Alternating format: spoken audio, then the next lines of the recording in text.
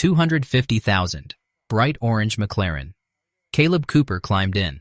Oscar, his 5-year-old son, in the passenger seat, and he drove to his own wedding. 3 years earlier, he was delivering veg boxes, contracting across Oxfordshire, rates that barely covered fuel. Yesterday, he married Tia Wilkinson at Mariscourt, a 500-acre working estate, minutes from Diddley Squat. Everyone laughed. That same drive would now be worth multiples in brand equity and opportunity, because it wasn't a fairy tale arrival. It was the bill coming due, and by the end of this, the only thing you'll wonder is how many people saw the machine turning and never named it. Kaleb Cooper, the farm manager, was already working this corner of the Cotswolds when the cameras arrived. Son of the area, grown on its hedgerows, married to a local girl he'd known since they were teenagers. The farm isn't the business, the farm is the film set, and Amazon was paying the rent. West Oxfordshire District Council thought they held leverage. They were, in practice, unpaid co-writers on a television series that made Diddley Squat more famous with every objection. The irony is brutal. The council paid for every episode. Jeremy Clarkson, the son of a Paddington Bear toy salesman from Doncaster, had arrived at the same conclusion through entirely different means, which is, in its own way, rather magnificent. He bought the land in 2008 for $6 million. Year 1 profit, 144. The number became a meme. The meme became a brand. The brand became a brewery. Hawkstone now sits on an estimated $75 million valuation. The failure is the product. It is the most counterintuitive business model in British broadcasting history. But here is where it gets interesting. Hawkstone wasn't a celebrity beer.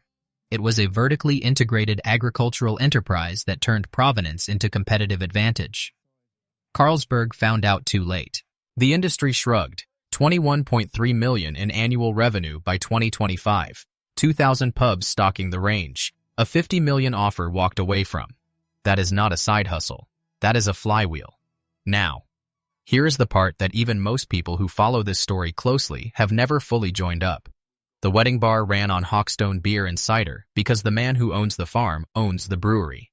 And the man who helped make that farm what it is stood in front of a tractor for photographs afterwards, which is the only wedding photo that needed to be taken. You cannot manufacture that. You can only find it and then point a camera at it. Kaleb Cooper married Tia Wilkinson on Saturday the 5th of July 2026. Tia wore a flowing white gown, a tiara, a veil, carrying a bouquet of wildflowers. Clarkson wrote about that moment in his column at the time. He called Kaleb the boy wonder. A friend suggested naming the baby after the field. The field was called Dead Man. They went with Ashton instead.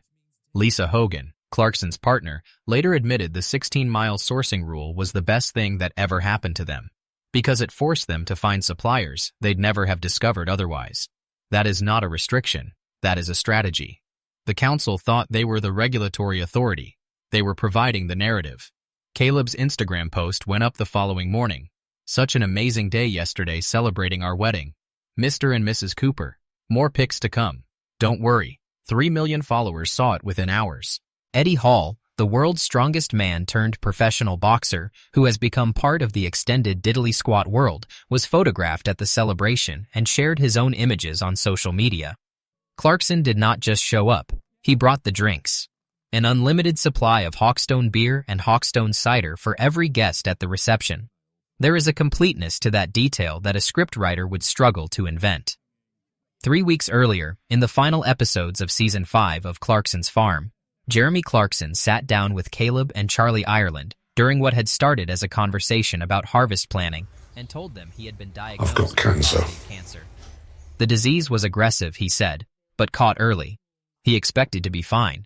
He would be out of action for a while. And here, right here, is where the story stops being about a wedding and starts being about something much bigger. Whatever happens next with the show, with the farm, with Clarkson's health, that is not in question. So when you look at the photograph of Clarkson at that reception, still recovering from surgery, Hawkstone in hand, watching Kaleb and Tia celebrate with their family and friends, that is not a celebrity attending a PR event. That is a man who came to his friend's wedding because his friend got married, and because some things matter more than whatever your doctor said about taking it easy. This channel has covered Kaleb's business journey in detail before. The company's house filings showed his production company sitting on equity approaching $99,000 with a profit of $666,000 in a single year. The 3 Penguin bestsellers. The Amazon content deal built independently of Clarkson's farm, the contracting business that has been running since before he was on television. The holdings company exists by its very structure because Kaleb Cooper is planning to buy land.